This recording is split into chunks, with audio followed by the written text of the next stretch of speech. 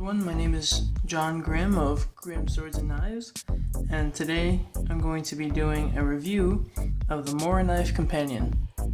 This one right here is my personal Morakniv Companion, and I've had it for about a year and a half. This is hands down my favorite fixed blade knife that I own for bushcrafting purposes. It's not the best. I'm not saying it's the best. I'm saying that it's my favorite. I think it's the best of my collection. And the reason I say that is because the price I paid for this knife, for the quality I received, is mind-boggling. Alright, let's talk about the sheath first. There's nothing special about this sheath whatsoever. It's a piece of plastic. Looks like it was formed in some sort of overmold. You can see these overmold creases. They go along the entire sheath. You see right here, I believe this is a sort of drain hole. If you have dirt or water on your blade, you can see it'll seep out the bottom from the tip of the blade. These Morakniv blades are made in Sweden, which is pretty cool. They're all just so damn worth the price. This is the OD green version of the Morakniv Companion, which I think looks awesome. This belt clip is solid. Like it really, I guess you could break it, but that's not what I mean. I mean, once you hook this onto your belt, not even Satan himself could rip it off. I mean, this thing is just locked on. I don't know what this here is for, this cutout. So if anyone does know, just let me know down in the comments. I would actually really appreciate that. That's about all there is to say about the sheath, because really it's as simple as this. It's just one chunk of plastic. Now, the fun part, we could talk about this blade. I love this knife, which I know I've already said, I don't think I can say it enough. Morakniv, made in Sweden, and this is the carbon steel blade. I've been trying to look it up on Google, or else, Bing. I've been trying to look this up, and honestly I couldn't find what steel exactly. They just say high carbon steel that they've tempered to a Rockwell hardness of 58 to 60. These blades are thin, as you can see. I'll bring in the ruler, because you know when it comes to measurements, they rule. About 1/16 of an inch.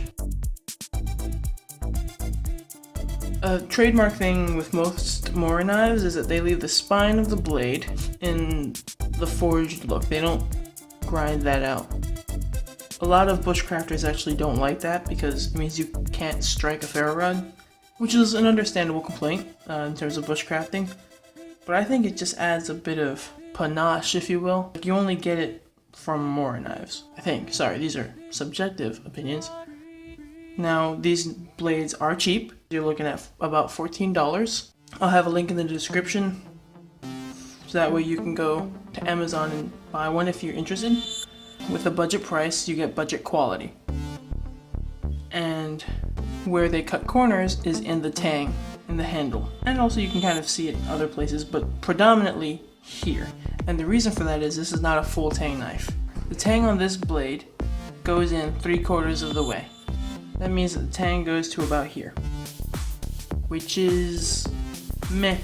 It's common knowledge that when you have a fixed blade, especially one for bushcraft and survival, you want it to be full tang because it adds a certain bit of reliability.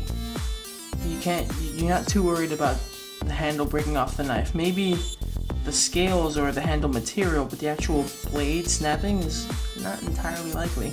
And if this portion of the blade were to break, you could always fashion a new one. What else is there to talk about? Right, so the shape of the handle is nice. You can see it has a swell here to really fit in your palm. Has a bit of a flare at the end to have your pinky catch onto it. Has a finger guard. Pretty comfortable, no, correction, a really comfortable handle. This is like a rubbery plastic. It's not so soft where you feel like it might bend or break, but it's also soft and rubbery enough to be really grippy. Love it. Let's talk about the actual blade. So this comes with a full Scandinavian grind. It starts here. It's the beginning of the primary bevel, and they go all the way down to the edge. It's called a full Scandi grind. That has pluses and minuses. On the plus side, it'll be scary sharp, and full Scandi grinds are really good for feathering wood to create kindle. But at the same time, it means you have a really thin edge that's susceptible to chipping and edge rolling and whatnot. If that's not a problem to you, and if you like Scandi grinds anyway, this knife is great for the price. And if that's kind of a problem for you, you might want to look at other options. You might have noticed that this one actually has a secondary bevel. There's the primary bevel. I'll use the light to kind of show. This primary bevel, and there's a secondary bevel. That's there because of my sharpening, not because it came like that. And you can actually notice that here by the base of where I'm sharpening, I'm not using fancy whetstones or really whetstones at all. I actually have this knife sharpener that I'll be doing a separate review of. This thing came razor sharp with a perfect edge. It's beautiful. And it came with a mirror polished blade. Like it's like a low quality mirror polished edge, I guess. You could kind of see yourself in the reflection, but it was a little bit blurred. You know what I mean? Which leads me to the next point, the way the blade looks. It's there because I like it. Otherwise, I probably would have sanded it out, obviously. What this is called a forced patina. And I did this to protect the blade from rust. Because it is a high carbon steel blade, and it didn't have any sort of powder coat or whatever, it was very susceptible to rust and actually started rusting on me. I will eventually do an in-depth review of doing a forced patina on a carbon steel blade, but for now I'll just give you a sort of brief explanation on what I did. You'll notice that this blade has some stripes on it. Those stripes were done by mustard. And you'll notice that the blade is black. The way I got the blade to look black was by using apple cider vinegar. That's why it looks like this. It actually has a mirror polished edge and blade. And I will probably be putting a picture of what a stock one looks like around here somewhere. Just that way you can, know what a regular one looks like, because this is polarizing, this is not stock. It would be unfair if I didn't show the real stock or vanilla version of it. The point is crazy. It's really sharp, even with my grind on it, which is subpar to a full Scandi. Also because this is ridiculously thin. If it were thicker, it would be less sharp. Like less sharper than a full saber grind or something. Dimensions. I told you the thickness of the blade is 1/16. Let's get the length of the blade. We'll start with the full cutting edge. And the point is at 4 inches.